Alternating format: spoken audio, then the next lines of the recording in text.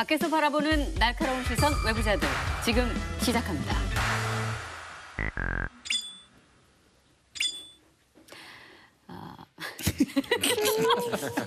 이게 바로 딱 나와줘야 되는데 한 호흡을 이렇게 해야 시작할 수 있는 거예요. 예. 외로워도 슬퍼도 울고 싶다.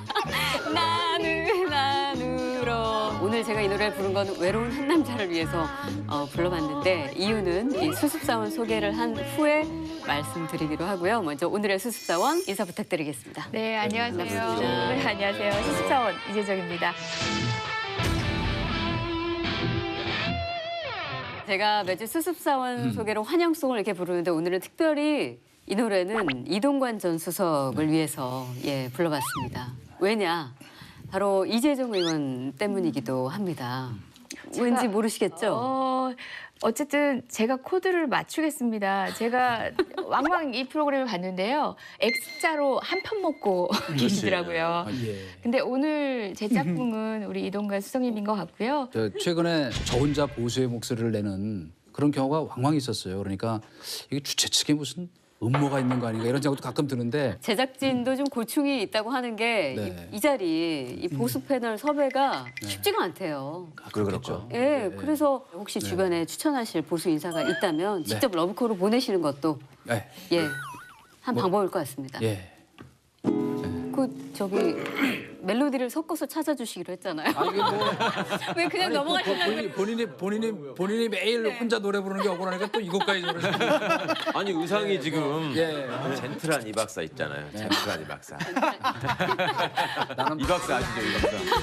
제가 그 러브콜 그럼 한번 해보겠습니다. 돌아와 그대 내게 돌아와 나 항상 그대 생각뿐이야. 와. 봐봐요. 잘하시네요. 안 시켰으면 어째서 뻔했어요. 누구한테 돌아오라고 하신 거예요? 근데 설마 하태경 의원은 아니죠? 아니 그래도 우리 하태경 의원이 그 수습사원 중에서는 자주 출몰을 했기 때문에 러브콜의 그 2차 대상은 그 하태하태 지정을 하고. 그럼에도 불구하고 노래 부르시는 모습 보니까 반하겠어요. 그래서 저는 오늘 진짜 작정하고 나오셨는데요. 열심히 잘하면 정직원 될 수 있는 건가요? 2018년 여름 당신의 간담을 서늘하게 할 스릴러가 시작된다. 살떨리는 폭염 속으로 스스로 걸어 들어간 사나이가 있었으니 그 이름 바로 모든 이슈를 씹어먹는 폭염 속 신 스틸러 옥탑방 원수 씨. 삼양동에서 생긴 일 커밍순. 누구 얘기하는지 아시겠죠? 박원순 시장님이 옥탑방살이 한 지 4주차를 맞았더라고요. 그런데도 여전히 비판과 응원의 목소리가 엇갈리고 있습니다. 어떻게 보고 계신가요?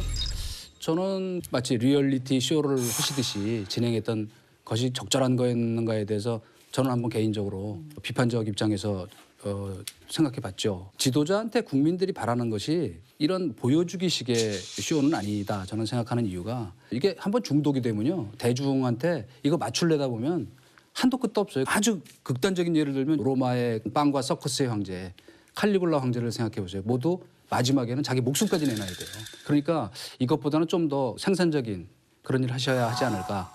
그런 생각이 들어서 조금 저는 개인적으로는 좀 안타까운 마음으로 지금 지켜보고 있습니다. 그 2탄도 예고를 하셨던데 이제 올겨울에 금천구의 한 서미촌에서 또 옥탑방살이를 하겠다. 저는 25억인가요? 그 고가 전세 사신 거 비판받은 거하고 그다음에 그 뭐 진돗개 사육비 뭐 논란 이런 것들 굉장히 그 본인께서 아프고 억울하게 생각했던 것에 대한 서민 코스프레가 좀 필요하다는 정치적인 생각을 혹시 가지신 게 아니었나. 그러나 저는 그건 방향착오라고 봅니다. 3기에 이미 접어드셨기 때문에 지금은 눈에 보이는 실적으로 보여주셔야 돼요. 예를 들면 뭐 서울시 부채를 뭐 반으로 줄였다든가 아니면 무슨 뭐 서울 관광객을 뭐 3천만 원 늘렸다든가 하는 뭐 그런 이제는 생산적인 일에 좀 몰두하시면 좋지 않을까. 지금 보여주는 거는 3기 시장으로서 국민들이 기대하는 거에는 좀 못 미친다. 저는 개인적으로 그렇게 생각하고 있습니다. 보여주기 쇼다. 뭐 제 편 또 들어주셔야죠 이제. 아니, 이렇게 충분히 지적하실 만한 측면이 있는 것 같긴 해요. 근데 쇼인 건 맞은데 박원순 시장의 쇼는 그래도 약간 진정성은 섞인 쇼였다라는 거를 어디서 확인했냐면 공약을 했었더라고요 그 전에. 전 뭐 내가 인정합니다. 이렇게 해서 살겠다. 그 그래서 이제 어느 날 갑자기 그 갈라진 논에다가 소방어스 가지고 막 되지도 않는 물대는 쇼를 한다거나 뭐 핸드폰 거꾸로 들고 쇼를 한다거나 이거보다는 좀 낫다는 생각을 했는데 그렇다 해도 이거는 그냥 쇼로 끝나서는 안 되고 수석님의 말씀을 그냥 고깝게나 아프게만 들을 게 아니라 이런 쇼를 통해서라도 하여튼 현장감 있는 밀착형 정책을 내놓으면 그걸로 평가받으시라. 예. 예. 실제로 이분이 이제 무슨 얘기를 하냐면 늘 했던 얘기가 현장에 가야 해법이 보인다 이런 말씀을 하시거든요. 저도 좀 그랬어요. 그럼 이게 뭐 쇼냐? 그래서 얼마나 진정성 있는지 좀 정말 궁금해가지고. 우문현답이네요. 네. 그죠? 우리의 문제는 현장에 답이 있다. 그 한겨레 신문에다 이분이 그 연재하는 걸 좀 봤거든요. 쭉 연재하는 걸 봤는데 그 삼양동 옥탑방 해서 연재를 지금 하고 있습니다. 도시가스도 안 들어오고 예를 들어 소화전도 없고 그다음 또 그 방문 간호사 제도 이런 것들도 보니까 보인다라는 거예요. 왜냐하면 한 지역마다 여기는 3,300명이고 6,600명인데 인원은 동일하게 배치가 되는 거예요. 그러니까 그 현장에 가니까 이건 좀 아니다라는 게 좀 보이는 거고요. 거기서 생활하시면서 이분이 종합 대책을 좀 발표하시기로 했거든요. 그래서 그 생활의 결과로 어떤 정책이 나왔는지를 본 다음에 그분이 쇼를 했는지 안 했는지 판단하면 될 것 같아요. 그리고 말씀하신 거에 덧붙여서 그 강남북 균형 발전에 해법을 찾았다. 그 부분은 옥탑방 생활 마지막 날 결과 발표하겠다. 또 그런 얘기도 했더라고요. 예. 저도 뭐 쇼라고 생각합니다. 옥탑방 생활 마지막 날 결과 발표하겠다. 또 그런 얘기도 했더라고요. 예. 저도 뭐 쇼라고 생각합니다. 훌륭한 쇼라고 생각합니다. 훌륭한 쇼였다. 저도 정치인이고 국회의원으로서 정책 활동도 하지만 사실 현장에 가서 쇼처럼 보이는 사진을 찍기도 하고 또 짧지만 경험을 해보기도 하는데요. 제가 안흥이에 있다 보니까 소방관 문제에 관심이 굉장히 많습니다. 소방관에서 1박 정말 비상대기를 해본 적이 있습니다. 많은 사람들이 비웃었어요. 1박해서 뭘 아냐. 소방 인력을 출동하지 않을 때는 유휴 인력이라고 알고 있잖아요. 네. 밤을 새는데 스피커에서 스피커 키는 소리, 바람 소리만 나도요. 긴장이 돼요. 그 긴장감은 정말 말로 표현할 수가 없어요. 그런 시간이 수십 차례가 반복이 됩니다. 그 순간 어떤 출동, 어떤 위험한 상황이 닥쳐올지 모르는 그런 긴장 상태에서 근무하시는 소방관님들의 일상을 오롯이 겪고 난 뒤에 소방관 문제보다 정말 집착하게 되는 계기가 바로 그 계기였어요. 쇼가 결과로 이어지게 된다면 그 쇼를 또 다른 관점에서 평가할 수 있을 것 같아요. 또 하나 이제 첨가를 한다면 흔히 이제 우리가 뭐라 그걸 비난해 왔냐면 탁상 행정이라고 비난해 왔잖아요. 현장에 가보지도 않고 정책을 만들었다는 얘기잖아요. 그래서 이게 잘못하게 되면은 정말로 그 본질은 사라지고 포토제닉 쇼로 치우칠 위험이 분명히 존재하지만 다른 한편으로 지금까지 하시는 걸 보면 이분의 공약도 그렇게 하셨고 철학도 그러시고 그래서 좀 지켜보는 게 낫지 않을까 이런 생각을 해봐요. 네. 일단 어떤 결과물을 내놓으실지가 매우 중요한 부분인데 지도자라는 거는 연습을 하는 자리가 아니잖아요. 사실 임기라는 게 얼마나 짧습니까? 대통령 5년도 그렇고 시장 4년도 마찬가지인데 성과물을 만들어내는 것이 중요한 것이지 본인이 경험하는 건 물론 중요하죠. 그런 면에서 이제 걱정이 좀 되는 부분이 있다. 근데 저는 이제 대중 정치를 하는 입장에서 차분한 방식의 어떤 근거를 대고 자료를 대는 방식으로만 설득하는 것들이 아니라 이 정책의 의지를 보여줄 때 퍼포먼스를 활용하기도 한다고 보거든요. 그렇죠. 하지만 배분하지 못하고 오로지 그 부분에 대한 호응만 중독성 있게 계속 매몰되어 간다면 그건 문제겠지만 그렇지 않은 이상은 필요한 부분이기도 하다고 생각해요. 그러니까 이제 서민 정치를 표방 안 하셔도 서민 정치를 표방하시는 분처럼 보이잖아요, 박 시장님이. 그러니까 이제 이번 계기로 해서 진짜로 서민을 위한 정책이 뭔지 결과물을 좀 내주시기를 기대를 하고, 그다음에 수석님이 일침을 주신 것처럼 이거 자꾸 반복하다 보면 이제 중독된다, 또 더 센 걸 찾게 된다. 이 부분은 분명히 새기셔야 될 부분이라고 봐요. 근데 저는 그래도 이 여름이 너무 더우니까 사실은 이런 것도 좀 시민들한테 위안이 될 수 있는 측면도 있겠다는 생각이 좀 들더라고요. 그래서 저희가 이제 사법연수원 다니고 이럴 때 실제로 경찰서에 가서 피의자로 한번 앉아보고 법정에서 재판을 받아보고 그다음에 재소자가 돼보고 그런 거를 경험하면 법률가라서 훨씬 더 인권의식이 높아지고 사람들한테 함부로 하지 않고 그럴 거라는 생각 많이 하시잖아요. 우리 경찰차 우리 돌아다니면 그냥 돌아다니는 것만 보잖아요. 근데 거기를 타보면 경찰차 문 안에는 이 문을 여는 고리가 없어요. 열고 탈출할까 봐. 근데 그거를 어떤 경우에서는 한번 타본 사람들은 그걸 딱 타는 순간 이 섬찟함을 느낀다는 거야. 아, 나는 이제 잡혔구나.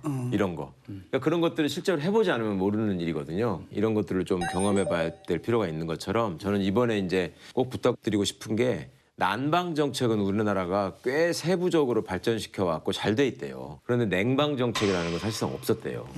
어차피 더운 걸 뭐 저기 등목하고 선풍기 틀고 해야지 돈 좀 있으면 에어컨 켜고 이렇게만 생각을 했지 지금처럼 이런 무더위에서 정말 사람들이 죽어나가는 이런 현실까지는 정말 경험을 못 해봤기 때문에 이런 냉방 복지 정책에 이번에 좀 좋은 성과가 있었으면 하는 바람이 있습니다. 최 변호사님이 이제 냉방 정책이 좀 보완이 많이 되어야 된다 이런 얘기 해주셨는데 폭염 속 두 번째 씬 스틸러 공포의 7월 전기료 고지서가 아닐까 싶은데 혹시 체감을 하고 계신가요? 저는 혼자 살아가지고요. 사실 저는 사용량이 그다지 많지는 않겠네요. 에어컨 산 게 작년에 처음 사가지고 예. 저는 사실 에어컨 없이 살았었거든요. 우리 아이가 어렸을 때 얼마나 운전면허도 더웠는지 냉장고 문을 열어놓고 거기를 갖다 에어컨을 아니 우리 최 변호사님은 아이들이 넷이나 저는 애가 돼가지고. 많아가지고 예, 진짜. 저는 시골에 있는 농촌 단독주택이고 2층 집이거든요. 근데 여름에 2층은 참 많이 더워요. 그런데 1층에 내려와서 문 열어놓고 자면은 시원했었어요. 그래서 이제 새벽에 깨가지고 문을 닫고 자야 될 정도였는데 작년까지는 한 2, 3주 전부터는 도저히 안 되더라고요 이게. 그래가지고 애들은 냉장고 같은 데 넣어놓으면 차가워지는 요가 있어요. 그거를 이제 1층에다 쫙 깔고 그리고 이제 에어컨 틀어놓고 선풍기 바람으로 좀 확 식힌 다음에 한 2시간 켜놓고 이제 자는데 애들을 갖다 양호장에서 문제는 애들의 항의가 많아. 장비로 해결하려고 하지 말고 에어컨 좀 켜고 자게 해달라. 애들은 이게 뭐냐. 아니 그런데 그렇게 여기저기 방송 나가는데도 수입이 시원치가 애가 3명 이상인가 되면 20% 할인도 해줘요 전기요금이. 네. 그랬는데도 20만 원이 넘게 나온 적이 있어가지고 깜짝 놀래갖고 못 켜게 하고 그냥 그렇게 견디고 있는데 이제는 이렇게 견딜 수 있을까? 애들 미안해서라도. 제가 늦게 결혼을 해서 아이가 아직 어려요. 불과 한 2년 전만 하더라도 아이 때문에 에어컨을 정말 24시간 틀어놨었고 그래야죠. 잠깐 식히는 것조차도 이제 불편해서 정말 24시간 외출 시에도 틀어놨었거든요. 그 당시에 관리비 포함해서 전기요금이 한 50만 원 수준으로 나왔었거든요. 그때도 이제 누진제가 지금보다는 조금 더 컸죠. 셌었죠. 예, 지금은 아이 봐주시는 우리 친정 엄마하고 옛날 분이니까 네. 싸우고 있어요. 전 절대 끄면 안 된다. 어머니는 그래도 전기세 나오는데 전기세 아까우니까. 잠시라도 끄자. 근데 그게 잠시로 끄는 게 더 많이 그렇게 나오는데 하더라고요. 네. 그래서 결국 정부가 한시적인 할인 대책을 내놨는데 그 내용 좀 어떻게 보시는지 이제 국민 여론을 좀 살펴보면 그다지 그렇게 만족스러워하지는 않는 것 같아요. 이제 지금 1단계가 200kW 이하잖아요. 그게 이제 93.3원을 받고 있는 거고요. 그다음 2단계가 400kW 이하예요. 네. 그래서 187, 그 2배가 돼요, 이제 누진제가. 그다음 3단계가 400kW 이상인데 그럼 280원이 돼 버리는 거고 뭐 1단계에 비하면 거의 3배. 이걸 갖다 이제 조정을 해 가지고 아무래도 전기를 갖다가 많이 쓸 테니까 내 에어컨이라든지 이것 때문에 그러니까 구간의 경력값을 그렇죠. 상향 조정을 상향 조정을 한 거죠. 일단 1단계로 300kW까지, 그다음에 400kW였던 걸 갖다 500kW로 100kW씩 조금 높여놓은 거라는 겁니다. 거기다가 이제 좀 첨가한 게 저소득층이라든지 아니면 뭐 여러 그 생활 보호 대상자들 있잖아요. 이들을 위해 가지고 복지 할인 30%를 넣어주는 거. 다자녀도 있어요 이거 다자녀. 다자녀도 예. 있고. 혜택 받겠다. 네. 기존에 받으시던 혜택에서 추가로 30%. 그러니까 이게 좀 너무 풀어야 되겠는데요. 이제. 이게 너무 늦게 나온 게 아니냐. 실제로는 이제 좀 진작돼 있어야 되는데 뭐 가을바람 불 때쯤 되니까 그때 혜택을 뭐 주겠다라고 하는 게 좀 너무 늦은 게 아니냐 이런 불만도 좀 나오고 있습니다. 사실은 뭐 이제 2016년에 이미 누진세 구간도 재조정하고 했지만 지금도 역시 그 뭐 언발의 오줌 누기식 대책이라는 생각이 드는 거는 미국 같은 경우에는 누진제 있지만 1.1배, 예. 일본은 뭐 한 1.4배 이런 걸 좀 선제적으로 국민 가려운데 긁어주는 게 사실은 그 정부 행정의 몫인데 이번에 차제에 근본적으로 누진제 이거는 좀 그 개편하면서 글로벌 스탠다드에 맞는 국민들이 납득할 수 있는 방향으로 가야 한다. 3배라는 건 좀 너무 많다. 예. 예, 문재인 정부의 에너지 전환이 국정 과제이기도 하고 에너지 세제 개편도 그 안에 들어가 있기도 합니다. 일단 지금 한시적 대책이라는 게 궁극적으로 국민한테 마지막 최종 목표를 내놓고 합의에 이르기 전에 한시적인 대책인 거라서 여당 의원 같이 얘기하네요. 여당 의원 같이 얘기하네요. 이 한시적 대책에 좋습니다. 대해서 언발의 오줌 누기긴 하지만 네. 이제 국민의 경제 부담, 가계 부담을 얼마나 줄이는지 제가 간략하게 그래도 좀 설명을 드릴게요. 가구 평균으로 따지고 보면은 한 10,000원 정도의 감소 효과가 있고요. 통상 도시 평균 357kW를 쓴다고 합니다. 근데 그런 분들이 냉방을 하게 되면 에어컨을 켜게 되면 500에서 600 정도를 쓰게 된다고 하더라고요. 그 경우에는 27,000원, 그러니까 대략 한 3만 원 정도의 할인 혜택을 볼 수 있다고 합니다. 공정거래위원회가 보도자료를 내가지고 또 헷갈리게 한 게 있다고 하더라고요. 검침일을 한전이 일방적으로 정하는 게 문제다. 이 검침일에 따라서 요금이 나오는 게 그 기원에 따라서 크게는 3배 차이가 있을 수 날 수도 있는데 있다고. 이렇게 발표를 하셨던데 이게 팩트 체크를 좀 해봤습니다. 그랬더니 8월 24일부터 검침일을 소비자가 직접 변경을 요청할 수 있다. 우리가 이제 약관 심사를 해가지고 바꿔줬다. 이렇게 공정위가 일종의 생색을 낸 건데 사실은 이 제도가 2016년 9월부터 이미 시행되고 있었다고 하더라고요. 근데 홍보가 안 돼가지고 활용하시는 가구가 2.2%밖에 되지 않았다. 이런 게 지금 팩트라고 하고요. 그다음에 검침일을 1일로 바꾸면은 조금 더 절약할 수 있다. 이게 이제 계산 결과 그렇다라는 말씀이었는데 만약에 그렇게 해놨다가 겨울에 한파가 몰려와가지고 전기를 이용해서 난방을 하게 되면 그때 또 요금 폭탄을 맞는다. 그러면 이제 오줌 눈발이 오는 거지 그때는. 저희 같은 단독주택은 상관없지만 아파트 같은 경우에는 검침일을 함부로 바꿀 수 있는 게 아니라 다 모든 가구가 다 동의해야지만 또 바꾸실 수 있다는 그러니까 함정. 사실상 의미 없는 얘기거든요. 이게 그러니까요. 왜냐하면은 해가지고 해봤자 차이가 얼마나 날까 했더니 0.8% 차이라는 거예요. 네. 전기료가 10만 원이 나온다 그러면 800원이 왔다 갔다 하는 건데 그걸 또 애써서 가가지고 공정거래- 서명을 그렇죠. 받아서 바꿔달라고 이게 의미가 애써서 없는 공정거래위원회에서 뭐 그런 친절한 설명까지 하시는 것보다는 산업용 전기와 이 가정용 전기의 그러게요. 불균형의 문제가 있으니 그것을 시정하는 것이 맞겠다. 예. 뭐 이런 걸 도움도 안 되는. 그 그러니까 이거 조선모사 그런 같아요, 게 좀- 진짜. 그러니까요. 그러니까 지금 문제가 뭐냐면 아까 말씀하신 것처럼 산업용이 56.3%고 일반용이 21.9%인데 이게 결국 이제 상가에서 쓰고 이런 거거든요. 사실 그중에 다 가정용은 산업용이에요. 13%밖에 안 됩니다. 가정용은 13.4%인데 가정용 13.4% 가지고 뭐 누진을 3배를 해가지고 쫓는데 이게 뭐냐면 옛날에 박정희 시절에 실제로 국민 경제를 위해서 민간을 희생시키고 기업을 살리는 거잖아요. 그다음에 이 기업을 살려야 우리도 산다. 네. 그 구조가 지금까지 그대로 남아 있는 거고 아직까지도 무슨 코드 뽑고 이러면 전기가 엄청나게 절약되는 것처럼 이렇게 되면서 실제로는 기업체에서 쓰는 게 가장 큰 문제거든요. 그러니까 왜 그러냐면은 사실상 전기 사용이라든지 에너지 사용이 이렇게 늘어날 것 같죠. 실제로 그게 아니라 산업 구조에 따라 줄어들고 있거든요. 왜냐하면 산업이 고도화되는 거예요. 네. 그런데 문제는 뭐냐면 전기료가 싸면은 여기 이 사람들이 아낄 생각을 안 해요. 통통 쓰고 만단 말이죠. 만약에 누진제를 한다라고 한다면 차라리 기업이라든지 이런 데를 통해 가지고 그 사람들로 하여금 전기료를 에너지를 절약을 할 수 있게끔 유인을 제공하는 차원에서 이게 돼야지. 네. 우리 서민들 여름인데 에어컨도 못 틀게 만드는 이런 제도가 돼서는 안 되는 거죠. 그러니까 우리나라가 1인당 전력 소비량을 따지면은 세계 2위래요. 엄청 많이 써요. 미국 다음에 2위예요. 그래요? 네. 근데 정작 가정에서 쓰는 부분만 하게 되면요. OECD 34개 국가 중에서 23위래요. 하위권이네. 그러니까 그게 바로 산업용 전기가 그만큼 낭비가 되고 있는 평균 거예요. 단가를 올리고 있는 거예요. 네. 여기 대본대로 안 하시네요. 대본상으로 따지면 진중권 교수님께서 하셨어야 될 얘기는 제가 미리 준비한 이런 판례를 통해서 언제 이런 것도 준비해 아, 그거 오셨어요? 빼고 이거 빼고 일단 네, 갑자기 이건 그때 기다리셨군요. 배워보는 매우 중요한. 우리 보좌관 오늘 고생했네요. 그래요. 아이고 이거 해야죠. 그냥 하시면 들어갑니다. 소개해 주세요. 우리나라 전기 소비의 구성이 이렇게 돼요. 산업용이 이제 50%, 40%에서 50% 가까이 되고요. 가정용이 13%에서 한 14% 정도 평균 됩니다. 공공 서비스가 나머지를 차지하고 있는데요.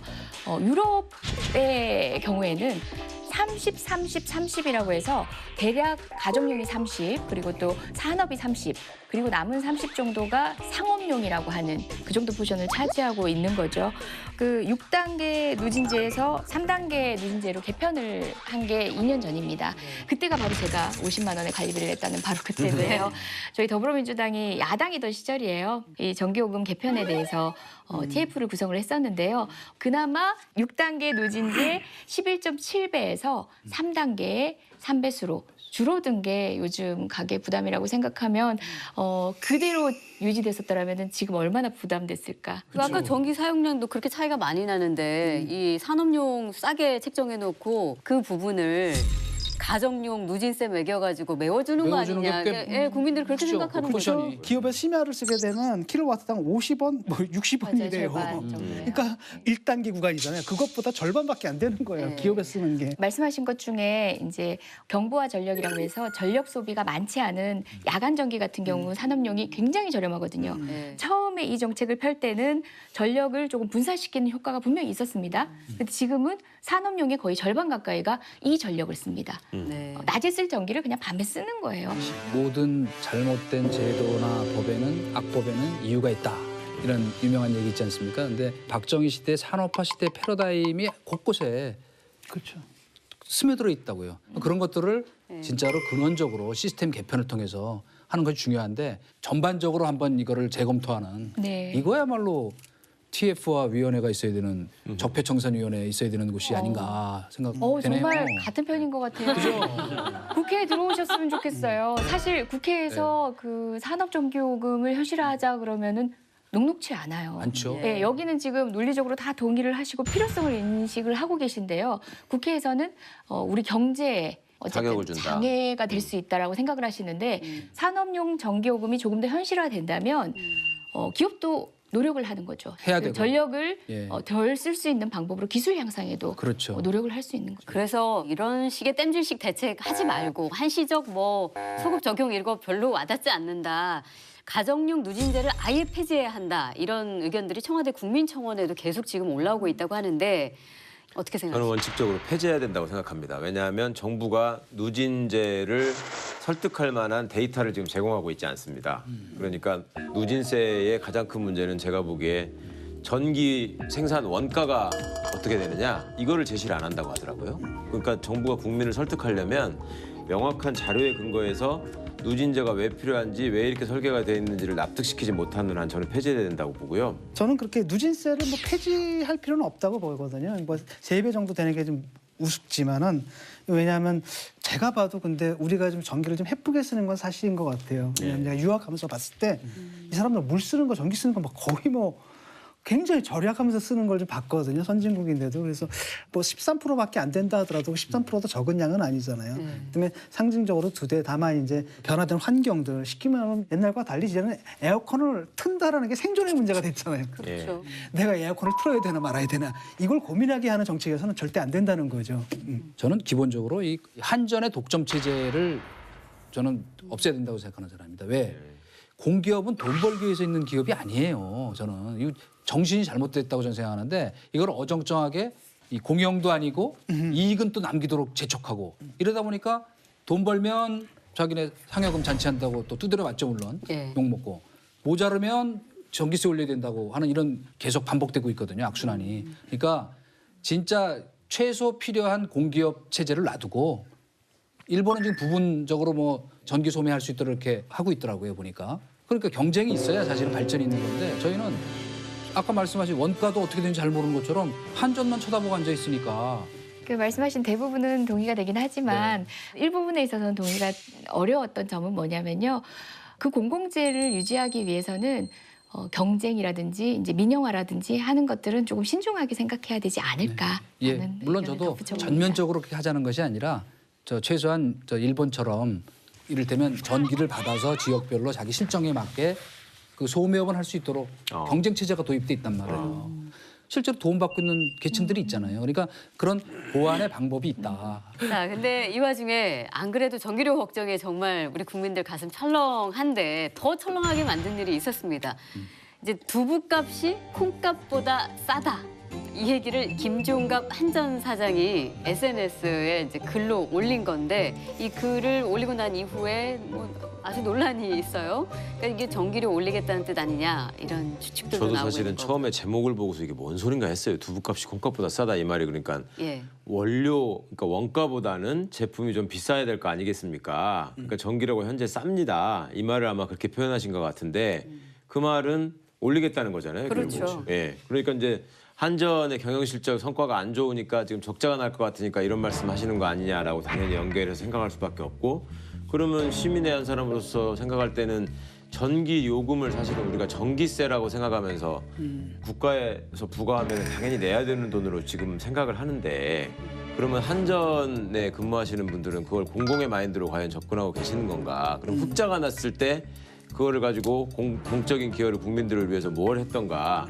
전에 성과급 자치했다는 기사가 났었거든요. 1인당 뭐 1,000만 원, 2,000만 원 가까이 성과급 다 돌려가지고 사장은 막 또 수천만 원 더 받아가지고 나가고. 그러니까 그런 차원에서 보자면은 수석님 말씀처럼 이거 한전 독점 체제를 이대로 놔둬야 되나 그런 생각이 들어요, 진짜. 그 저는 뭐 저희가 이제 지금까지 1대 3이라고 걱정한 일이 별로 없었어요. 이 부분에서는 이제 그럴 가능성이 있다 이렇게 생각을 하는데 저는 문제는 탈원전에도 상당히 중요한 원인이 있다 생각을 합니다. 원전 가동률이 지금 한 80%에서 50%로 지금 떨어지니까 사실은 전체적인 그 비용이 많이 들어가고 있는 건 사실이거든요. 그리고 그 폭염 때문에 지금 태양광 같은 거 효율도 떨어지고 풍력은 더 떨어지고 지금 LNG 같은 경우에 19배 비용이 더 들고 있잖아요. 그러니까 원전을 줄이는 대신에 지금 그거를 더 돌리니까 비용이 상승하고 올해 예상 적자가 1조 원 가까이 난다는 거 아닙니까? 기왕 여러 가지로 경제 운영뿐 아니라 지금 국정 운영의 패러다임을 바꾸려고 하시는 김에 이것도 좀 이제 과감하게 그래 우리가 좀 판단 미스가 있었던 것 같은데 쓸 수 있는 것들은 좀 가동해서 한번 논의해 보자. 난 이렇게 입장을 바꾸시는 용단을 내리기를 기대하지 않습니다. 지금 1조 원의 적자가 났다라고 한다면 이 적자가 어디서 나온 거냐면은 전기를 갖다 터무니없이 싸게 쓴 데서 나는 거잖아요. 그러니까 기업에서 지금 그만큼 우리가 퍼준 거라는 거예요. 이제 경부화 전력이 그 우리 일반 소비자들이 사용하는 국민들이 사용한 전력보다 절반값이다 보니까 그 한전에 부담을 준 거죠. 이제 적자를 준 거죠. 근데 경부화 전력의 경우가 그렇다는 거고 다른 전력까지도 합한다면 지금 1조 손실이라는 것은 충분히 무엇을 통해서 메꿀 수 있는지는 이제 답이 나온다는 거죠. 설계가 되는 거죠.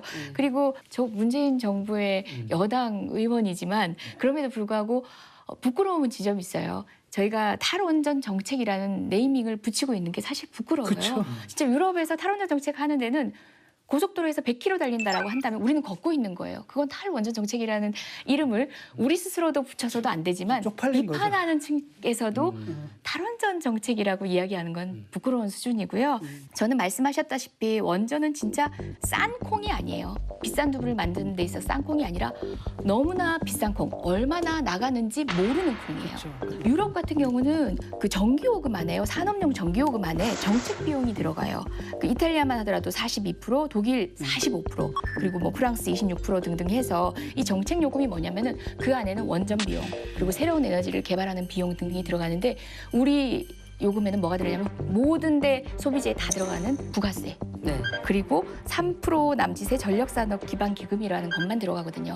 그처럼 유럽은 이미 전기를 사용함에 있어서 원자력이 얼마나 무서운 것이고 많은 돈이 필요한지를 알고 있는 거예요.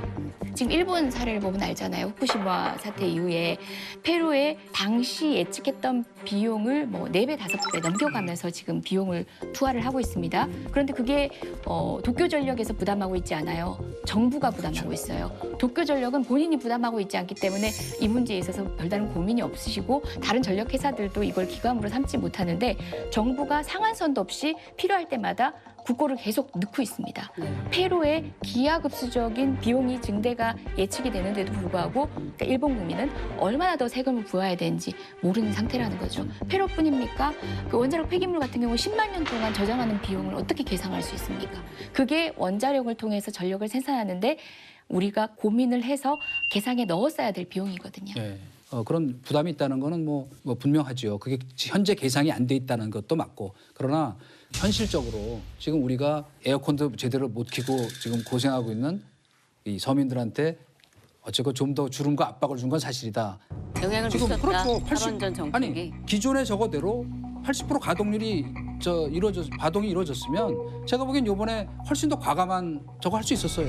근데 지금 한전이 못한 이유 뭐냐면 이것만 갖고도 2만 원인가 뭐 치매값 정도밖에 안 되는 거 해주면서도 뭐 2,700억 적자가 나니까 더 이상 하기가 어렵다 뭐 이런 궁색한 논리 내세우고 아니 있잖아요. 그러니까 지금 예를 들어서 원료 지금 원전 가동 안 하는 게 뭐가 있습니까? 사실상 월성 1호기. 그러니까 월성 1호기 정도란 말이죠. 그러니까 예를 우리 들어서 거기 지금 그걸 저- 통해서 그다음에 이제 그걸 가동 안 하는 이유가 뭐냐면 정책적으로 가동 안 하는 게 아니라 안전 문제라든지 이런 것 문제성이 때문에 너무 오래돼가지고 가동을 안 아니 하는 근데 그거는 거거든요. 전문가들이 이미 7천억 들여서 고쳐서 문제가 없다고 진단을 했고 미국이나 외국도 4, 50년 쓴 거 고쳐서 다 써요. 그러니까 예를 들어서 그거를 뭐 내 건데 이제 과거에 비해 가지고 안전에 대한 기준이 강화된 거잖아요. 뭐 옆에서 일본에서 사고도 있었고 그건 당연한 거고 거기에 대한 비용을 우리가 지불해야 되는 거지.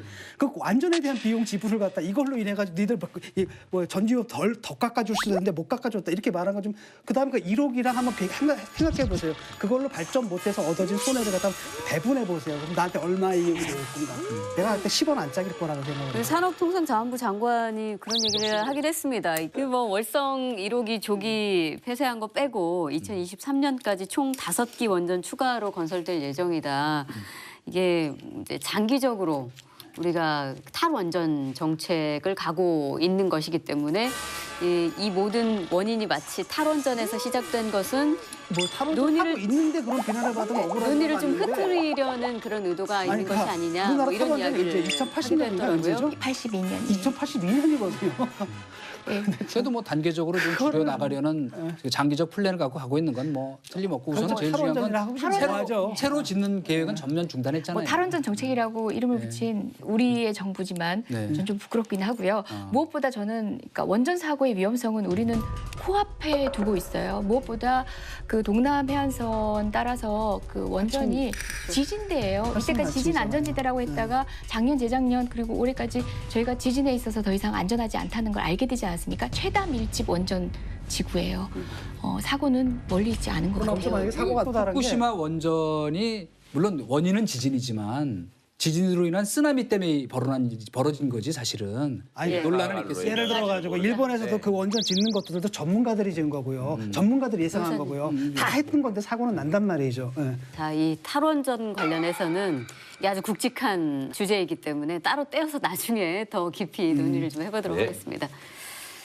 2018 여름 대한민국의 모든 이슈를 불태워버린 폭염 속 마지막 씬 스틸러, 도로 위 시한폭탄이라는 오명을 얻게 된 명품 자동차 BMW입니다.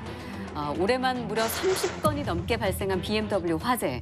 7월에 들어서는 1일 1화재라는 말까지 나올 정도였는데 해당 차종 소유주뿐만 아니라 일반 국민들에게까지 거의 뭐 이 BMW 차량 포비아가 확산될 정도로 굉장히 깊이 대상이 되고 있어요. 저 오늘 그거를 겪었는데요. 저희 사무실은 이제 빌딩 안에 있고 그 기계식 주차장이 있거든요. 근데 주차 관리해 주시는 어르신이 계시는데 빌딩에 입주한 분들이 그 BMW 차량 거기서 빼달라. 뭐 거기서 불안한 불나면 거죠. 다 타버리면 어떡하려고 그러느냐 이렇게 항의를 하신다는 거예요. 아 진짜 저도 이렇게 도로 주행할 때도 이게 저만 진짜 떨어져서 가게 되고 차선을 왠지 바꾸게 되고 그런 느낌이 있던데요. 그러니까 심지어 그래가지고 뭐냐면은 이 여기 차량 나오다가. BMW 타고 다니는 분들이 이 차는 리콜 차량 아닙니다. 안전진단 받았습니다. 아니 근데 리콜 대상이 아닌 차도 대상 아닌 것도 불났잖아요. 불났잖아요. 그러니까요. 네. BMW가 화재 발생 확률에 대해서 발표한 게 뭐냐면 한국 리콜 대상 10만여 대 중에 1.06대 수준으로 추정한다. 그런데 긴급 안전 진단을 해보니까 9천여 대가 이미 화재 가능성이 확인됐다. 이래서 이제 이게 뻥이다. 이런 식으로 지금 비판을 받고 있고요. 화재 원인 조사 결과를 발표했는데 국소적인 EGR 냉각기의 문제다. 이렇게 발표를 했는데 그런데 이게 부동액이 누수되고 막 이러는 것들은 도대체 이걸로는 설명이 안 되는가 봐요. 그러니까 기술적인 설명도 불충분하다. 그다음에 화재 원인을 인지한 시점과 관련해서는 2018년 6월에 우리는 이런 사고들이 이렇게 난다는 걸 알았다. 네. 이렇게 지금 발표를 했는데 유럽 등의 일부 국가에서는 2016년 12월부터 이미 개량한 EGL 모듈로 다 교체를 해서 판매를 하고 있었다. 또 부품하고 소프트웨어 차별 문제에서 한국하고 유럽은 완전히 동일한 부품을 적용한다라고 발표를 했는데 그렇다면 왜 전 세계에서 한국만 이렇게 차량에서 계속 화재가 나는 거냐? 네. 이 부분에 대한 이제 해명이 안 된다는 거죠. 아니 2007년 초부터 이 BMW 코리아에서 위험 보고서를 독일 본사에다가 수차례 전달을 한 적이 있다고 합니다. 근데 본사에서 이거 받고도 대응 조치가 없었다는 거죠. 이런 보도도 나왔습니다. 근데 이제 유럽 같은 경우는 이번에서 보니까 뭐 그 비율을 보니까 우리가 0.01인데 저쪽은 0.01인가 뭐 이래가지고 오히려 우리가 좀 높거든요. 그것이 의미하는 바는 유럽에서도 불이 났다는 얘기잖아요. 근데 아마도 여러 나라가 흩어져 있고 그래서 불이 나니까 예. 희석이 됐는지 모르지만은 어쨌든 난 건 같아요. 근데 자료가 공개가 안 돼서 난 이게 이제 한국에서만 불이 난 건지 이런 보도가 나오잖아요. 예. 왜 한국에서만 났는지 이것도 믿을 수 있는 건지 이제 확인도 안 돼요, 사실은. 그 0.01이라는 것도 0.01에 따르면 우리나라에 한 대 정도 불났어야 되는 거예요. 이미 그것조차도 진실이 아닌 거죠. 네. 그러니까 실제와는 다른 거고 관련해서 결국은 국토교통부가 직접 조사를 하겠다라고 하고 교통안전공단을 통해서 이제 공동조사단을 꾸렸는데요. 그럼에도 불구하고 완전한 조사를 할 수가 없는 게 그냥 그런 정보뿐만 아니라 자동차와 관련된 여러 가지 실험 환경에서의 데이터들을 전혀 오픈하지 그러니까, 않고 있다는 그게 겁니다. 문제인 거죠. 예. 제일 먼저 머리에 떠오른 게 왜 우리나라 이 행정관료 뭐 정부라고 얘기해도 되겠지만은 외국 기업한테 이렇게 관대한 건가? 심지어 론스타 먹튀부터 시작해서 그 옥시 사태, 그 가습기 살균제 네. 그 처리하는 과정을 보면 몇 년씩 질질 끌다가 사과도 제대로 못 받고 배상도 제대로 못 받았잖아요. 혹시라도 우리가 그 외국에 수출하는 기준하고 우리 국내 시장에 적용하는 기준하고가 국내 시장의 기준이 혹시라도 느슨하기 때문에 제대로 규제를 못하고 있는 거 아닌가. 아우터반에서 만약에 한국 차가 불탔으면 어땠을까 하는 게 아주 문제의 핵심이다.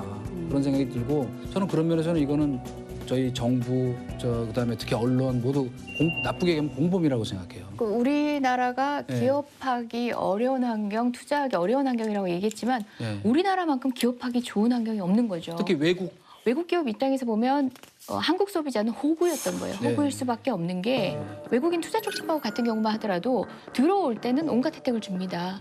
그런데 거기서 자본을 빼갈 때 적절한 방식의 제어가 안 돼요. 먹튀, 그게 바로 먹튀 구멍은 논란의 넓고 핵심이죠. 그런 부분을 따져본다면은 그게 비단 외국 기업에만 해당하는 일인가도 생각해봐야 될 것이 기업의 사회적 책임 또는 소비자에 대한 기업의 책임을 규정하는 온갖 법들이 허술합니다.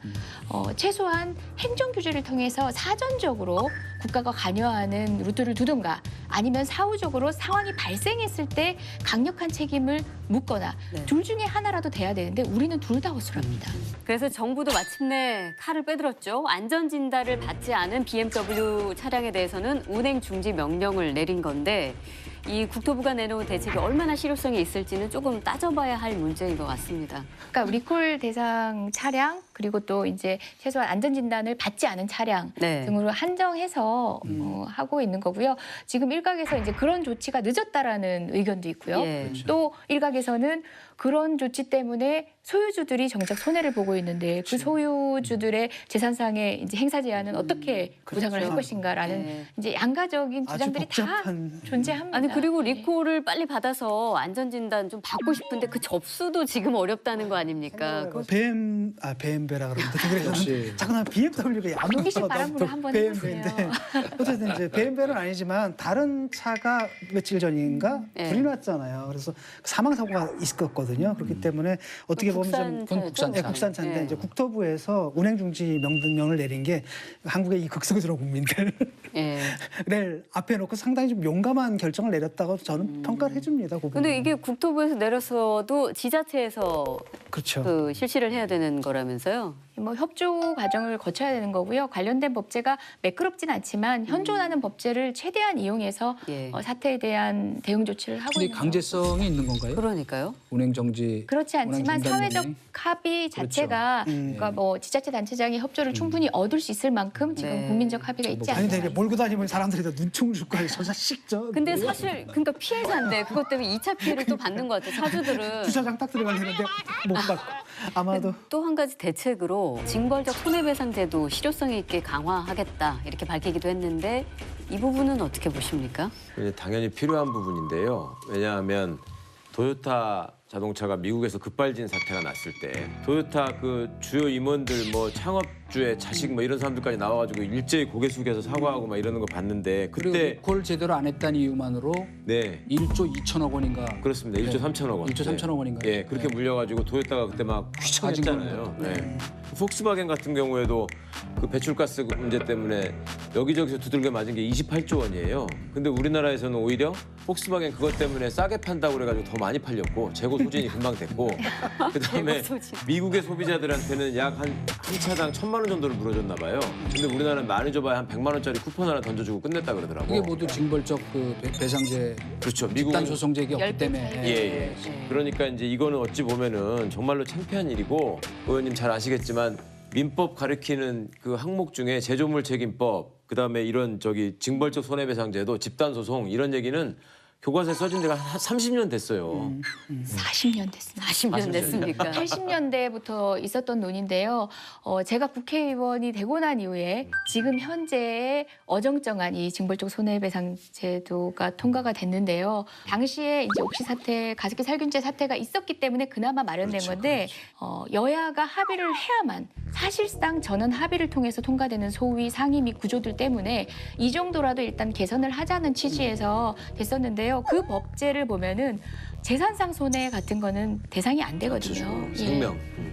여기저기 더 손봐야 될 것들이 많은데 지금 현재 산업통상자원위원회 위원장인 자유한국당 소속의 박순자 의원님께서도 필요성을 이야기하시더라고요.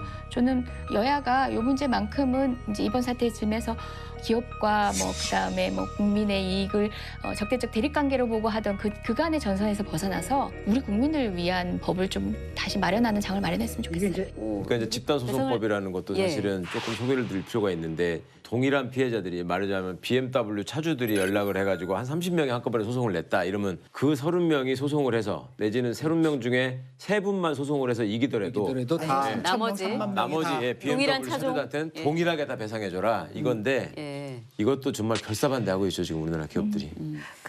레몬법 얘기도 잠시 이제 말씀드려야 할 것 같긴 한데 내년 1월부터 자동차에 결함이 있을 때 교환 보상이 가능하도록 하는 자동차 관리법 개정안이 결국은 이제 발효가 되는데요. 왜 레몬법이에요? 그게? 이게 오렌지인 줄 알고 샀는데 알고 보니 레몬이더라. 이런 줄 알았는데 까보니까 맛이 맛있더라. 그런 취지의 겉은 그럴싸했는데 알고 보니 미국에서의 소비자 관련법을 이제 레몬법이라고 별칭을 하면서 그래 레몬법이라고 불리우는 것 같아요. 그런데 사실상 이렇게 검토를 해보니까 중대하자 2회, 일반하자 3회 보상 수리를 받고 난 이후에도 또다시 같은 동일한 결함이 드러났을 때인 거예요. 조건이 너무 많네요. 그러니까 중대하자 2회에 지금 BMW 같은 사태에서는 자동차가 전소될 수 있는 거예요. 타버렸기 때문에 이미 이건 적용이 안 되는 거예요. 한 번에 끝나는 거예요. 결함이 어디서부터 비롯됐는지를 파악하기도 쉽지 않은 상황인 거죠. 아까 징벌적 손해배상 제도에 대해서 이야기 조금 나눴었는데 공감을 이제 대체적으로 하고 있는데 혹시 이번에 도입이 될 수 있을까요? 이번에 꼭 도입이 됐으면 좋겠는데. 저도 돼야 한다고 봅니다. 그럼에도 불구하고 기업의 반발과 로비가 엄청 대단하죠. 지금의 징벌적 손해배상제 법안을 통과시킬 때도 보통이 아니었어요. 그러니까 노무현 대통령 시절 한번 생각해 보세요. 권력은 시장으로 넘어갔다.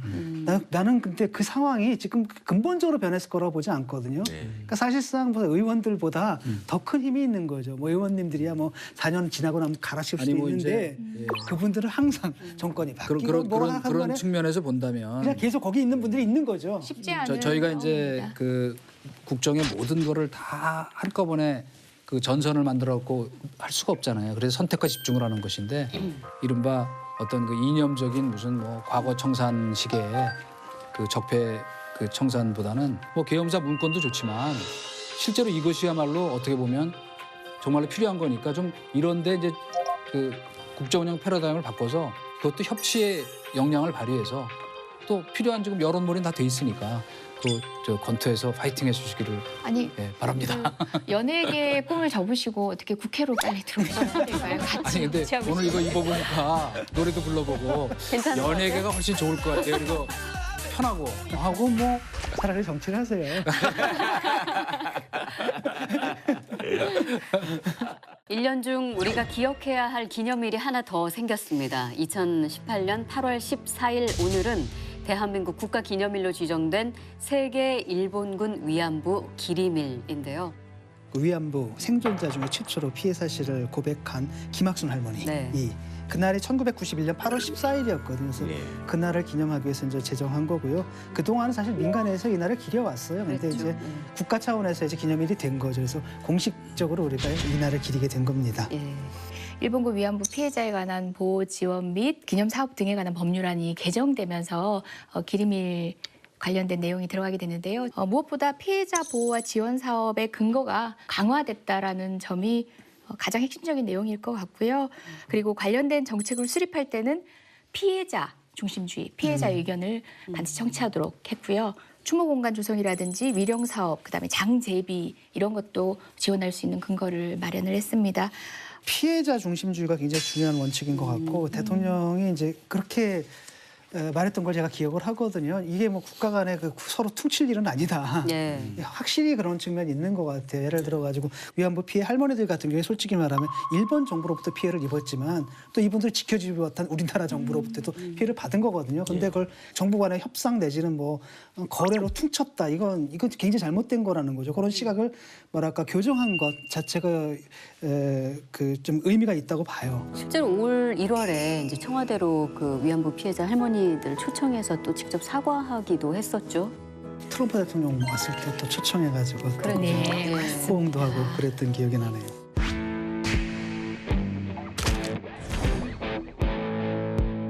반세기가 넘도록 진짜 이렇게 길게 가지고 가고 있는 숙제인데 일본군 위안부 피해자에 대한 양국 합의가 뭐 해결이 안 되는 가장 큰 걸림돌이 있다면 그게 뭐라고 생각하세요? 화해치유재단이 가장 좀 문제이긴 한데요. 화해치유재단이 이미 해체되었다고 생각하는 국민들도 그것도 굉장히 아니고요. 많으시더라고요. 아직도 있고 예, 그게 계속 그렇지만. 경상비가 지출이 되고 있는 그 상태인 거죠. 15개 내서. 네. 예. 근데 문제는 뭐냐면 하는 일은 없는 거잖아요. 네, 2017년 7월부터 아무런 일을 하고 있지 않습니다. 그런데도 월 2,700여만 원의 경상비가 지출되고 있는 그러니까 거죠. 화해치유재단 이사장님하고 이사들이 사퇴했다라는 기사가 나오니까 그거는 예. 해산된 걸로 네, 다들 생각하세요. 많은 분들이 그렇게 그러니까요. 생각하시더라고요. 그래서 지난 7월 24일 그러니까 일상적인 경상비 부분을 전액 충당해서 반환금을 마련하기 위해서 예비비에서 양성평등기금에 출연을 하도록 한 국무회의 회의가 통과가 되게 됐습니다. 지금 뭐 이 말씀하신 것처럼 그분들의 그 가장 중요한 어떤 존엄과 명예 그것이 충분히 반영되지 않은 측면이 있는 것만은 뭐 부인할 수 없습니다. 졸속으로 사실 서두르다 보니까 아쉬운 점들이 좀 있었죠. 근데 이 10억 원 돌려주겠다는 얘기는 뭐냐면 위안부 합의 파기하겠다는 얘기하고 똑같이 거기서 일본에서 받아들일 수밖에 없고 정상 간에 합의를 파기하겠다는 얘기거든요. 그러면 국제사회라는 말하자면 갤러리가 있잖아요. 그 사람들이 이걸 어떻게 볼 것인가 하는 것도 저희가 간과할 수는 없거든요. 그 문구 최종적이고 불가역적이다. 그 부분이 계속 논란이었지 않습니까? 이 문제를 볼 때마다 저는 참 어떻게 이렇게 교묘하게 나쁜 짓을 했을까 싶은 생각이 들어요. 그러니까 이거를 내용이 도대체 합의문으로 돼 있는 건지 외교 그 간에 무슨 그 형식이 되게 중요하잖아요. 외교 그 그러니까 문구가 불가역적인 있는 이게 건지. 뭐야 좋은 거 도대체. 나쁜 거로만 그렇게 보면 안 돼요. 굉장히 어떻게 이렇게 절묘하게 나쁜 짓을 해놔가지고 이거는 뭐 어디서 풀어야 될지도 모르겠고 네.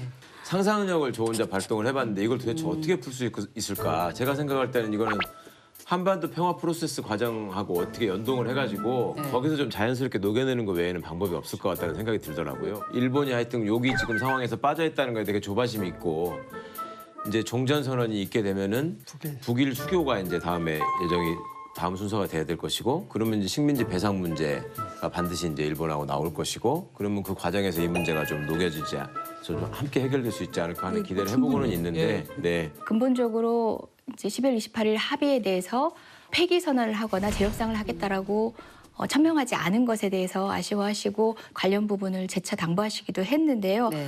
사실 그렇잖아요. 재협상도 이행도 하지 않겠다. 이게 좀 형용 모순이거든요. 왜냐하면 형식은 그냥 협상을 인정하는 거예요. 네, 협상을. 근데 이제 내용상으로는 파기하겠다라는 거죠. 이제 우리 새 정부 들어서서 이 문제를 지적한 것까지는 좋았는데 해법은 사실은 아무것도 없었어요. 피해 당사자인 할머니들의 의사를 제대로 반영하지 않았기 때문에 라고 원칙을 분명히 내보이셨어요. 공식적 합의인 것은 부인할 수 없다. 예. 거기에 이제 괄호 안에 부연 설명을 제가 더 제 임의로 해놓자면 그럼에도 불구하고 우리는 구속되지 않는다. 다시 협상을 하게 된다면 저는 그것이 재협상이 아니라 원협상인 거죠. 예. 근데 거꾸로 일본의 입장에서 보면 저희의 분노감과는 달리 이 사람들은 아니 한 번 합의해서 이거 안 하기로 했으면 그만인데 정권 바뀌면 또 와 언제까지 사과하란 말이냐 그런 거를 요구한 게 바로 불가역적이라는 건데 그런 면에서 보면은 그 저희의 태도에도 문제가 없다 할 수는 없는 것이 저희가 어떤 한 덩어리가 돼서 진짜 딱 우리의 최종 요구 조건은 이거다. 그리고 이거 해결되면 더 이상은 얘기 않겠다는 무슨 국내적 합의가 먼저 선행이 됐어야 돼요. 근데 사실은. 이제까지 일본 정부가 네. 정식으로 그 위안부 피해자 할머니들에게 사과를 한 적이 그러니까 있습니까? 그게 핵심인 게 쉽게 말해 저 사람들은 언제까지 사과를 하라고 하느냐라는 예. 거예요. 근데 저는 그렇게 딱 한 번만 하면 돼 사과를. 네, 맞습니다. 한 번만 하면 되는 거예요. 근데 내가 너 잘못했어. 그래. 그다음에 또 그때 그랬잖아. 아, 그래 잘못했어. 계속 그렇게 하면 되는 거거든요. 근데 문제는 뭐냐. 저쪽에서 사과를 갖다 원하는데 아, 그때 한 번 한 걸로 아니다. 이거는 제대로 사과하는 태도가 아니다라는 거죠. 그다음에 또 일본 자체가 문제는 뭐냐. 무라야마 다마라든 여러 다마가 있잖아요. 얘들도 계속 엎었어요. 외교다라는 게 사실 뭐 영원 불변한 거 아니잖아요. 우리가 뭐 구약성서 쓰거나 신약성서 사복음서 쓰는 거 아니잖아요. 그게 아니라 상황에 따라 달라지는 건데 여기다 불가역적이라는 걸 딱 박는 순간에 이게 도대체 무슨 외교 문서냐 이게 무슨 성경 구절인지 외교 문서에 등장할 수 있는 외교 문서라고 해도 외교 문서에 들어갈 수 없는 단어가 들어간 거죠. 그다음에 말이 또 안 되는 하나는 뭐냐면 불가역이라는 게 어디 있어요? 그다음에 그 밑에 깔린 걸 보냐면 사과하고 싶지 않다라는 거냐 더 이상. 그렇죠. 그 루스 베네딕트가 그런 말을 하잖아요. 서양 사람들이 죄책감의 문화라면 일본은 수치심의 문화다. 그러니까 죄가 이 사람들은 내가 죄를 저질렀을 때 발생하는 게 아니야. 남들이 알게 됐을 때 발생하는 거거든요. 예. 그러니까 쉽게 말하면 이 사람들이 과거에 그런 짓을 했다라는 게 죄가 발생한 게 아니에요.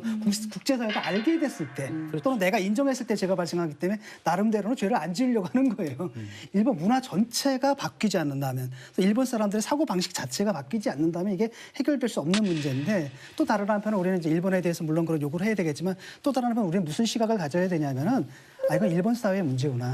일본 사회가 저런 문제가 때문에 사실 보면 굉장히 미성숙이잖아요. 일본 사회의 다른 것에 비하자면 정신적인 측면에서 굉장히 낙후돼 있다라는 거잖아요. 그걸 일본 사회 굉장히 아픈 문제로 우리가 좀 이해를 해주는 측면도 좀 있어야 될 것 같고. 그게 바로 일본 특질론이라고 흔히 얘기하는 굉장히 독특한 나라죠. 그다음에 또 다른 한편의 문제는 뭐냐면 혹시 우리한테도 좀 그런 측면이 있지 않을까. 우리도 사실은 다른 나라에 대해서 그런 문제가 좀 있잖아요.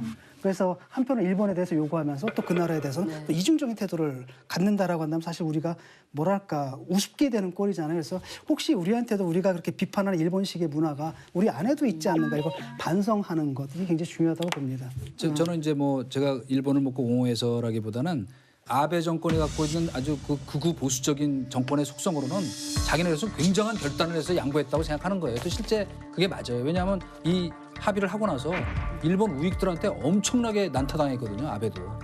그런데 또 한국에서는 한국에서대로 비판 여론이 나오면서 인정 못하겠다 그러니까 그 일본 입장에서 보면은 그 외교적으로는 정말 그 전쟁하자는 말과 다름없는 일이 되기 때문에 현실적으로는 지금 단계에서는 저는 가능하지 않다.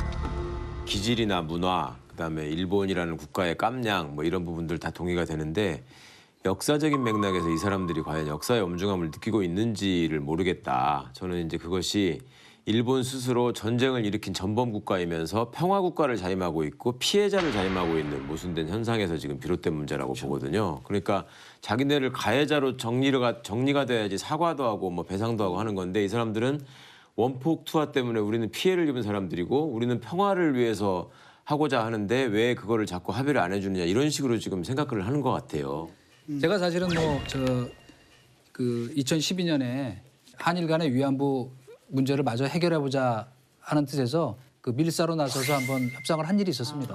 협상 테이블에 직접 나가셨어요. 그렇죠. 그건 뭐 저 와다루키 동경대 그 선생의 책에도 나와 있고 뭐 여기저기 이제 아사히 신문에도 보도가 됐는데 그건 뭐 제 자랑을 하려고 그러는 게 아니라 그때 왜 그런 제가 저거로 나서게 됐냐면 한일 간에 자 이제 위안부 문제를 한번 해결해보자. 그래서 이제 외교부 라인에서 이제 협상이 계속 진행이 되었었어요. 물밑에서. 네. 근데 마지막 걸림돌이 뭐였냐면 사실은 사과 문안이었어요. 사실은 다른 조건이 아니고.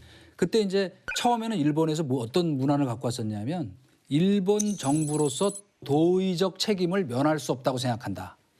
아주 일본적 표현이죠. 네. 도대체 일본 정부로서 책임을 면할 수 없다고 생각한다는 게 무슨 말이냐. 이거 일본 사람은 무슨 말인지 알지 모르고 우리는 모른다.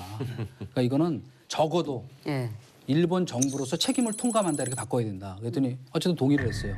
그러면서 그게 해결이 되니까 그 급속히 그 자리에서 자, 돈 우리 원하지 않는데 그래도 당신네들이 이거 문제 해결을 위해서 최종적으로 뭔가 한다 그러면 사죄금이라는 표현으로 돈을 내놔라. 사죄금 국고에서. 명목으로. 그렇죠. 국고에서. 그리고 총리가 사죄문을 낭독하고 정상회담에서 그거를 일본 대사가 할머니들을 찾아가서 사죄금과 함께 전달한다. 그 저희가 이제 거기까지 해놓고 돌아와서 알아봤어요. 그랬더니 그 정도라면 그래도 어느 정도 수용하기 가능하다 하는 쪽에 합의가 됐고 그래서 그 다음엔 어디까지 얘기를 했냐면 일본 국회에서 일본 정부로서 책임을 통감한단 말이 이게 국가배상 책임을 인정한단 말이야. 우리 이제 그 정치인들이 물어볼 거 아니에요. 예. 그때 그런 뜻 아니다 그러면 난리 난다. 그러니까 당신네들은 어떻게 되냐면 문안 그대로다. 예. 거기 더 이상 다른 해석을 붙이지 말아달라. 네. 네. 이런 것까지 다 한 거예요. 그때 이제 마지막에 노다 그 총리가 고민을 하다가 국회를 중의원을 해산해 버리는 바람에 이게 무산됐거든요.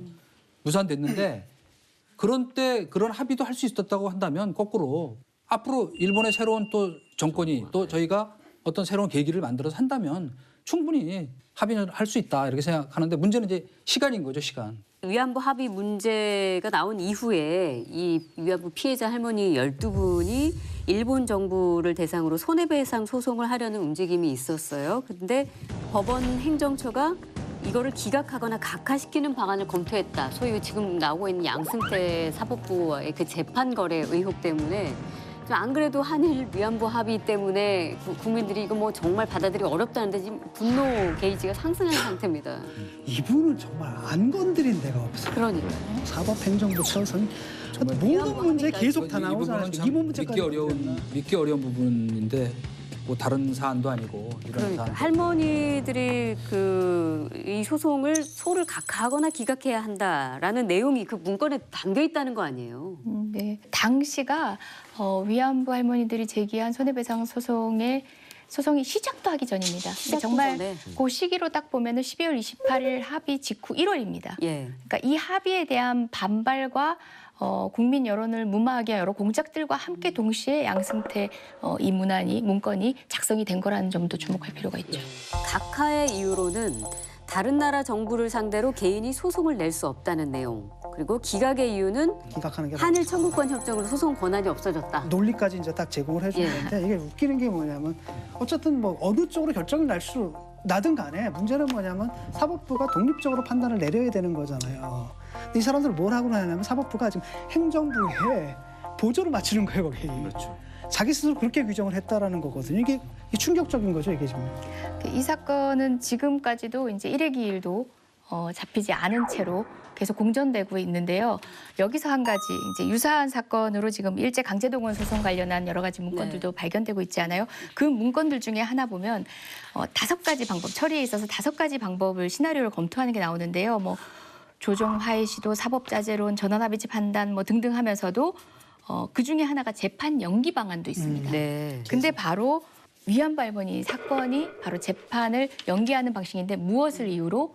송달을 이유로라고 그쪽에서 하거든요. 송달을 안 받았다고. 일본 정부에서 송달을 받지 않았다라는 이유로 실제 아직까지 제1회 기일도 열리지 않고 있습니다. 이게 참 나쁜 게 위안부 피해자나 강제징용 피해자나 이런 분들이 일본 법원에 가서 일본 정부나 일본 회사를 상대로 소송을 낸 적이 있었습니다.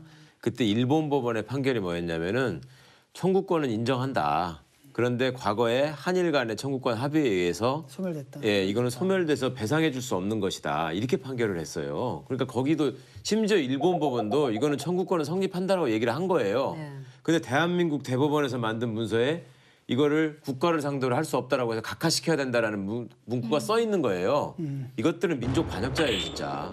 정말로 아무런 역사의식과 영혼이 없는 법률 기술자들이 할 수 있는 최악의 전범을 지금 여기다가 남겼다고 보거든요. 그러니까 그 내부에서 이제 재판 연구관을 했던 현재 이제 부장판사로 근무하고 있던 판사들이 이제 공개한 얘기들이 있죠. 이게 이제 2012년에 그러니까 과거부터 있었던 일인데 군함도에 끌려갔던 강제징용 노동자들이나 이런 분들이 이제 그때 고용주라고 할 수 있는 미쯔비시나 또 신일본제철 이런 데를 상대로 이제 소송을 제기했었는데 그게 1심, 2심에서 지다가 그 한일 청구권 합의에 의해서 이걸 이제 청구할 수 없다라고 해서 지다가 대법원이 2012년에 사상 최초로 획기적인 판결을 합니다. 이거는 반인륜적인 범죄이기 때문에 한일 청구권을 운운할 대상이 아니다. 네. 이건 인정해야 된다라고 해서 파기해서 돌려보내거든요. 그러니까 고등법원에서 그 액수를 정해가지고 1인당 1억 원 정도를 정해가지고 이게 이제 다시 대법원으로 올라온 거였어요. 그런데 세상에 그 대법원에서 재판연구관이 과거에 2012년에 대법원 판결이 이미 있었고 그거에 따라서 고등법원이 액수를 산정해서 올렸으니까 이제 대법원이 확정만 시키면 되는 건데 그 똑같은 취지로 연구보고서를 작성을 하니까 거기에 선임 재판연구관이나 대법관이나 이런 사람들이 야 그거는 한일 간의 외교적 문제가 걸려 있어서 그대로 하면 안 돼. 이렇게 얘기한 거에 충격을 받은 거거든요. 그 폭로한 판사의 얘기가. 그러니까 나는 대법원이 동일한 사건에서 스스로 자기 부정을 하는 것을 도저히 납득할 수 없었다. 아직까지 지금 이걸 판결을 안 했습니다. 그래가지고 이게 이제 이번에 공개되니까 비로소 얼마 전에 전원재판부에 회부해가지고 네. 인재하겠다. 예. 대법원장이 바뀌어서 인재하겠다 이렇게 됐거든요. 아니 그 외교 문제를 왜 외교 그 사법부에서 고민해? 글쎄 말입니다. 이제 영혼만 없는 게 아니라 그러니까 불의를 보면 참으시고요. 불이익에는 못 참으십니다. 정확한 표현이시네요. 오늘의 명언은 예, 그 이모님이. 2010년부터 그 판사들의 그러니까 대외 협력관 외교 공간에 나가게 되는 제도가 실질적으로 폐지가 되는데요. 2013년도에 그 제도를 다시 부활을 합니다. 그래서 점점 확대되고 있는 상황이었는데 이 문건에 2013년도 문건에 바로 그 얘기가 나옵니다. 외교부가 어떤 외교부냐? 고위법관 외국 방문하면 의전을 맡고 있는 거다. 이분들의 입장을 고려해야 된다. 이런 얘기가 나오고요. 그리고 이제 향후 뭐 소송이 있어가지고 피고 소송 대리인이 정해지면은 외교부 입장을 닮은 의견서를 제출하도록 하자. 뭐 이런 얘기도 있고요. 그다음에 국외 송달을 핑계로 바로 여기서 나옵니다. 네. 자연스럽게 심리 불속행 기간을 넘기도록 하자. 저는 이해가 됐어요. 난 이분들 그냥 미쳤다고 생각했는데 예. 미친 건 아니었는데. 근데 진짜 이 얘기를 들어보면 이게 완전 삼각 커넥션. 삼각 커넥션이네. 예, 양승태 대법원, 외교부, 청와대 이렇게가 삼각인 거죠. 그 의혹에 김기춘 전 비서실장도 연루가 되어 있는데 이제 검찰이 핵심 수사 대상이자 피해자로 겨냥을 했다는 거는 이 김기춘 전 비서실장을 재판 거래 설계사로 본 거라고 볼 수 있을까요? 일단은 뭐 시기적으로 보면 2013년도 아까 제가 말씀드렸던 그 문건이 9월인데요. 예. 10월에 그 임종원 전 차장이 이제 그 청와대를 찾아갑니다. 수석 단위를 만나고 오긴 했지만 이 문제가 청와대와 교감이 있었다는 걸 드러내는 거죠. 그리고 이 관련된 문건이 여러 건인데 이메일까지도 합한다면 한 3건 정도가 김기춘 비서실장 당시 재임 씨에 중복됩니다. 그러니까 법원 행정처 차장이 외교안보 수석을 찾아갔다라는 게 참 희한한 일이거든요. 그러네요. 만나서 무슨 얘기를 하겠어요? 그러니까 그거 따져보면은 외교안보 수석은 비서실장 밑에 있는 사람이고 비서실장으로부터 뭔가 미션을 받은 것이고 이 사람은 그거에 의해서 외교안보 수석을 만나면 외교부와 거래할 수 있는 아이템이 확인이 된 거고 그 아이템이라고 하는 것이 판사들의 의전을 강화해주고 이런 것들하고 그냥 위안부 피해자분들의 그 가슴 아픈 역사, 민족 정기, 민족혼 이런 것들을 그냥 맞바꾸려고 한 거예요. 그러면서 문제들이 불거지고 나니까 한다는 소리가 이 사법부를 흔들면 안 된다.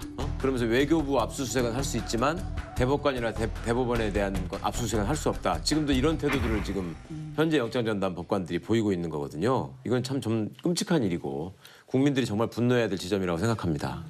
뭐 실제 그 10월 그 방문 당시에 법관 해외 파견 확대를 청탁했다 네. 하고 드러나지 않았습니까? 그러니까 이제 김기춘 비서실장이 출소하자마자 3일 만에 지금 불려갔단 말이죠.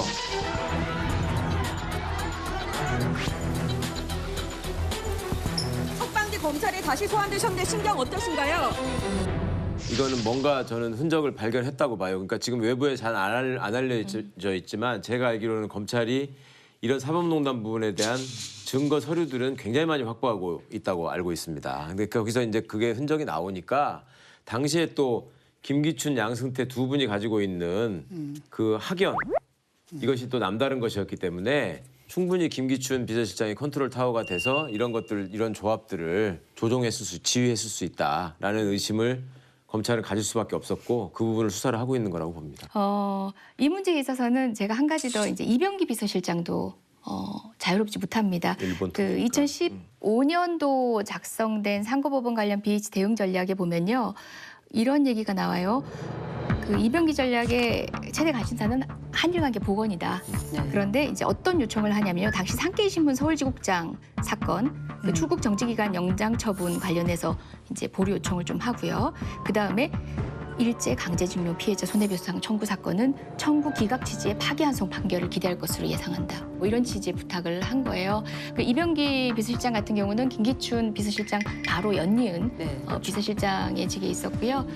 청와대가 총체적으로 움직인 거죠. 그 김기춘만의 문제도 아니었던 거죠. 근데 안 믿어지는 게 아무리 그런다 치더라도 예컨대 뭐 행정부 그리고 그다음에 청와대가 아무리 그렇게 하고 싶어 한다 하더라도 대법원 같은 경우도 혼자 판결하는 거 아니잖아요. 여러 사람들이 있는데 있는데 그게 어떻게 근데 이제 이것만은 정말 안 분명한 것 같아요. 저도 이해가 잘 안 돼요, 그게 이 법원 내부 사정을 뭐 정확히 가는 건 아니지만은 법원 행정처장 지금 문제되신 분이 그 매우 좀 독특한 분인 것만은 맞는 것 같아요. 그러니까 그 안에 중평이 굉장히 그 오바를 많이 하는 분이다. 그러니까 그 좋게 얘기하면 활동적으로 하시면서 그걸 또 다 기록을 해놓는 바람에 지금 평지풍파를 일으키는 측면이 있다고 얘기하는 분들도 많아요. 저는 그래도 그 대부분의 법관들은 그래도 자기 양식과 양심에 의거해서 판결하고 자기 금도와 절도를 지키고 있다. 저는 그렇게 생각합니다. 예, 그러니까 어떻게 생각하세요? 가능성이 이제 세 가지가 있는데 하나는 이제 그런 거죠. 정말로 청와대에서 딱 원하는 바대로 그냥 판결이 모든 게 그냥 딱 근데 그 꼭지를 현실적으로는 찍겠다. 불가능해요. 또 하나는 청와대에서 압력을 했지만은 사실 청와대 압력이 없었어도 어차피 법원에서 그렇게 판결을 내렸을 것인데 그걸 읽고 이용해가지고 위에다 거래를 하려고 했던 건가? 네. 아니면 이도 아니고 저도 아니고 상당히 애매모호한 부분 이 세 가지 가능성인데 그러니까. 가능성이 가장 큰 게 어느 쪽이라고 아까 보세요? 교수님이 이해가 안 간다고 말씀하신 부분, 수석님이 임종원 차장이 굉장히 특이한 사람인 것 같다라고 말씀하셨잖아요. 법원 내부에서는 특이한 사람이라고 하지 않고 굉장히 뛰어나고 유능한 사람이라고 합니다. 그렇게 표현합니다. 아니 진짜로 그렇게 그런 정서가 있고요. 그런데 이 양반이 왜 유능하고 뛰어나다라고 했냐면 그러니까 법원에 잘 있는 사람들이 갖추지 못한 친화력을 갖고 있고 그다음에 이 양반이 보고서를 쓰고 또 정세를 분석하는 능력이 탁월하다고 했어요. 그래서 지금 법원행정처를 거쳐온 친구들이 무슨 얘기를 하냐면 임종원 차장이 기획조정실장으로 근무하면서 법원행정처 보고서의 수준을 한 단계 높인 사람이라는 거야. 그게 뭐냐 그러니까 기획조정실의 보고서에 정세 분석이 들어가기 시작했다. 그러니까 사법부라고 하는 것은 국가를 운영하는 중추인데 우리는 그동안에 너무 우리만의 우물에 갇혀 있었다. 그래서 우리가 늘 검찰한테 밀리고 국민들로부터 자꾸 이렇게 홀대를 당하는 것이다라는 인식이 있었어요, 이 사람들이. 우리 같은 엘리트들이 왜 이렇게 당해야 되고 예를 들면 고3 시절의 컴플렉스에 의해서 저거 다 나보다 공부 못했던 애들인데 자꾸 후배들한테 내가 이거를 물려주고 하고 싶은 거예요. 그래서 어느 정도까지 했냐면 법원행정처의 기획조정실 말고 사법정책실, 사법지원실 뭐 이런 실들이 몇 개 더 있어요.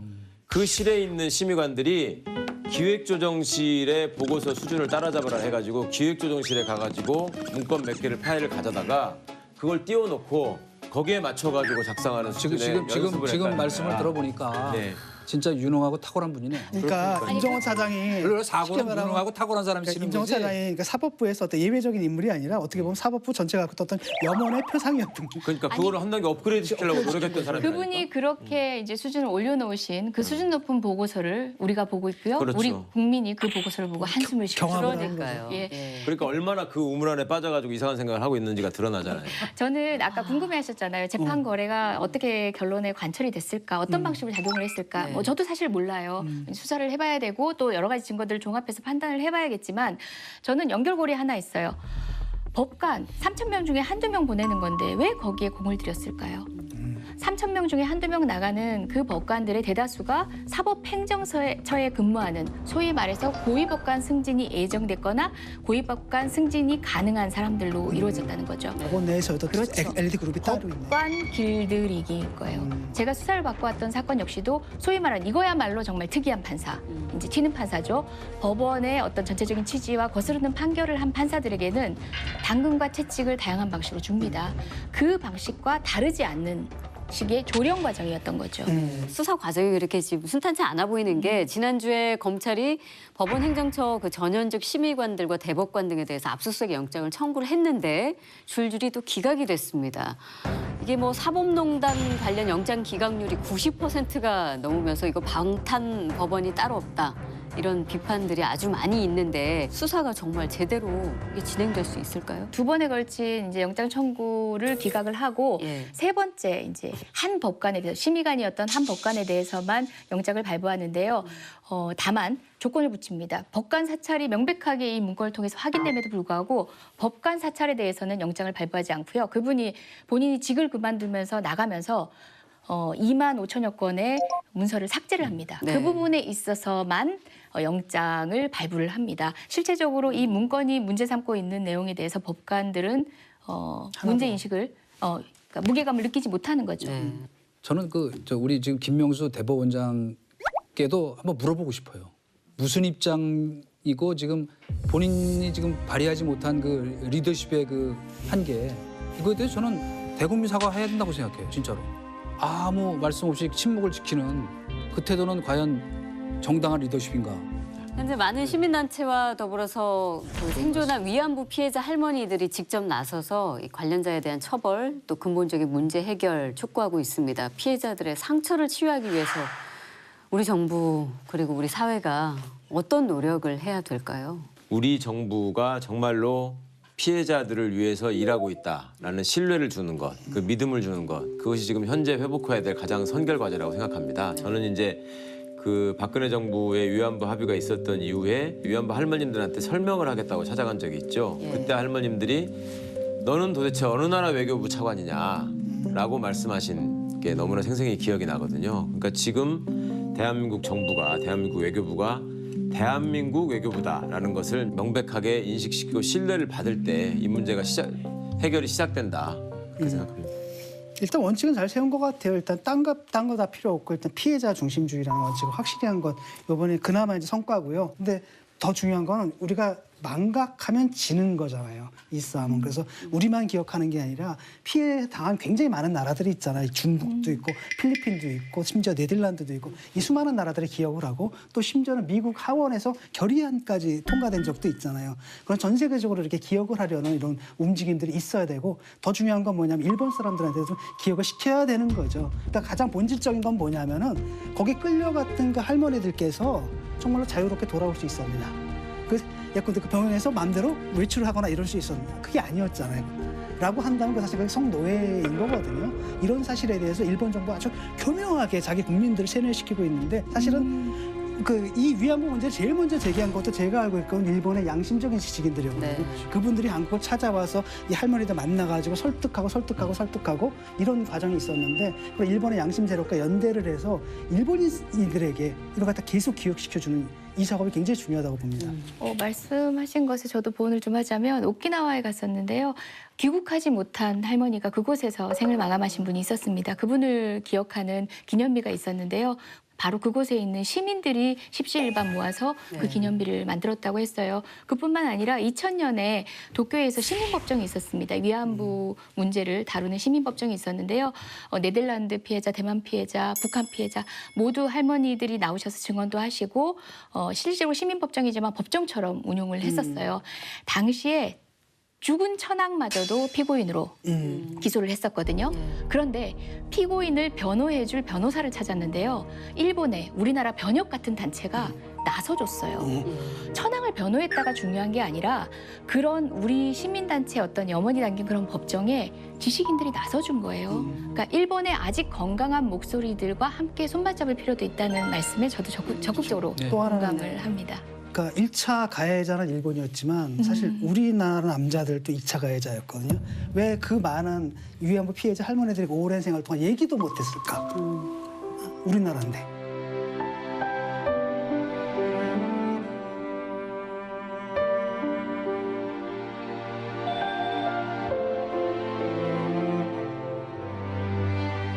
현재 국내 생존해 계신 일본군 위안부 피해 할머니는 단 27명뿐이라고 합니다. 꽃들이 모두 시들기 전에 그들의 상처가 조금이나마 치유될 수 있는 날이 한시라도 빨리 오기를 기원합니다.